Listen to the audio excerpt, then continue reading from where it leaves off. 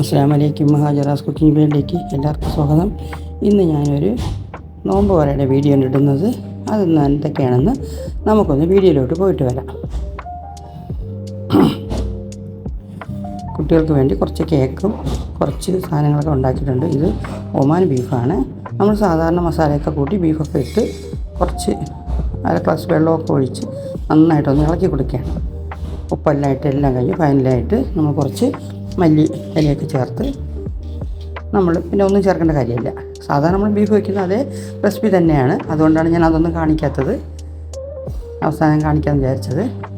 പക്ഷേ അടിപൊളി ബീഫായിരുന്നു കേട്ടോ. നമുക്കൊരു 5-6 ശൂളം കേൾക്കുമ്പോൾ അത് കുറച്ച് കുഞ്ഞു പത്തല് വേണമെന്ന് കുട്ടികൾ പറഞ്ഞ് അങ്ങനെ കുറച്ച് കുഞ്ഞു പത്തല് ഉണ്ടാക്കി നമ്മൾ ആ ബീഫ് വേവിച്ചതിന് കുറച്ചെടുത്ത് അതിലേക്ക് ഒഴിക്കുകയാണ്. 2ാം പാലിലാണ് ഞാനത് വേവിച്ചത് കേട്ടോ, കുഞ്ഞു പത്തല്. അങ്ങനെ ഇതിപ്പോൾ അതിലൂടെ ചേർത്ത് ഇളക്കിയതിന് ശേഷം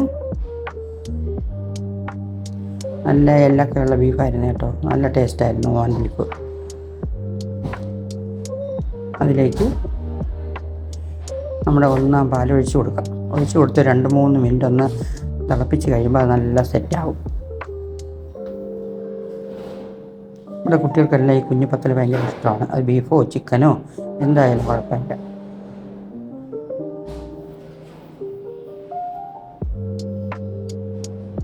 ഞാനിവിടെ അസേബ ഫ്ലാറ്റിലാണ് ഇപ്പം. അതിലേക്ക് തേങ്ങാപ്പാൽ ഒഴിച്ച് കൊടുക്കുകയാണ്. ഇപ്പോൾ കണ്ട നല്ല ലൂസായിട്ടുണ്ട്, അതൊന്നും നോക്കണ്ട. ഒരു 2-3 മിനിറ്റ് തിളപ്പിച്ച് കഴിഞ്ഞാൽ നല്ല അടിപൊളിയായിട്ട് സെറ്റായി കിട്ടും. ഞാൻ ഈ കുഞ്ഞിപ്പത്തിൽ ഉണ്ടാക്കിയിട്ടുള്ളത് പച്ചവെള്ളത്തിൽ കുഴിക്കുന്ന മാവാണ് കേട്ടോ. അത് പച്ചവെള്ളത്തിൽ കുഴച്ചാണ് അതിൽ നമ്മൾ തേങ്ങയും ജീരകവും ചെറിയ ഉള്ളിയൊക്കെ ഇട്ട് നന്നായി കുഴച്ച് വേവിച്ചെടുത്ത് ഉരുട്ടിയിട്ട് നമ്മൾ ആവിയിൽ വേവിച്ചെടുത്തതാണ്. അത് നേരത്തെ ഞാൻ ഇട്ടിട്ടുണ്ടല്ലോ റെസിപ്പി. ഇതിലും കുറച്ച് മല്ലിയില ഇട്ടിട്ടുണ്ട്. അപ്പോൾ നമ്മൾ എണ്ണ ഒഴിച്ച് കടുവറക്കൊന്നും വേണ്ട.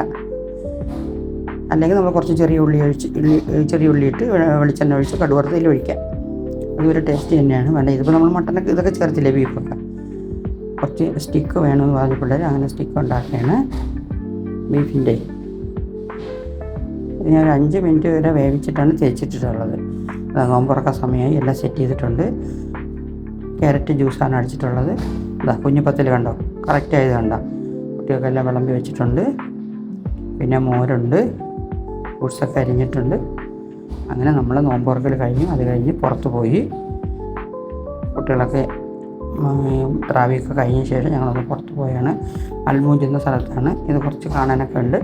അവിടെ പോയി കുറച്ച് നേരം എൻജോയ് ചെയ്തിട്ട് വന്നു. അസ്സലാമു അലൈക്കും. വീണ്ടും അടുത്തൊരു വീഡിയോയുമായി ഞാൻ വരും. അതുവരെ നിങ്ങളെല്ലാവരും സന്തോഷത്തോടെ ഇരിക്കുക.